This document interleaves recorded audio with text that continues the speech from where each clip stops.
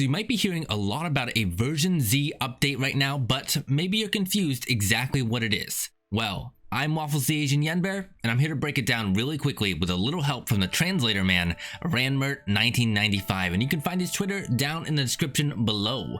This is currently going to be for JP players only, however, this should come to global within the next 2 months or so. They tend to roll out these quality of life updates pretty quickly, so if you're a global only player, keep watching so you can brag to your friends that you know what's coming.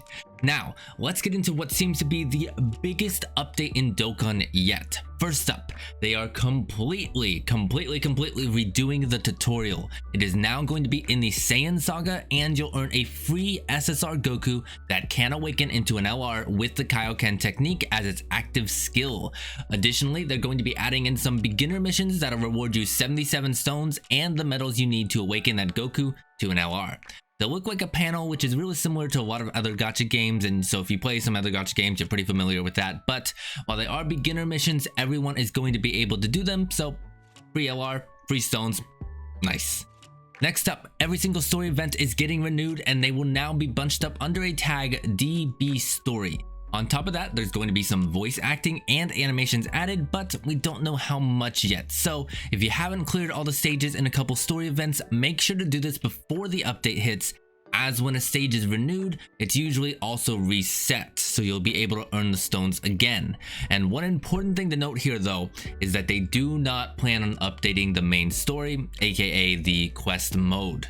They also added a special sale to help beginners. For 100 hours after a new account is made, they have access to 2 one-time only sales.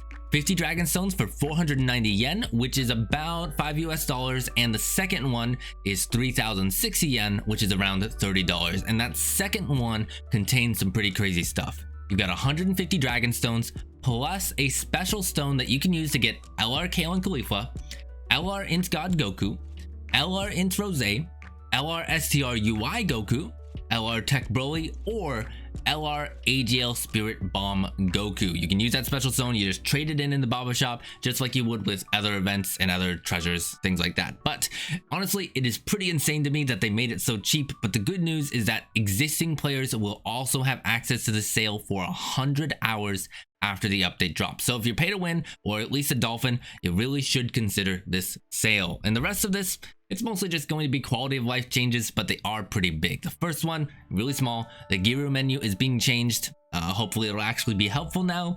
I don't think I know anyone who uses it, but if you do, you know, let me know in the comments.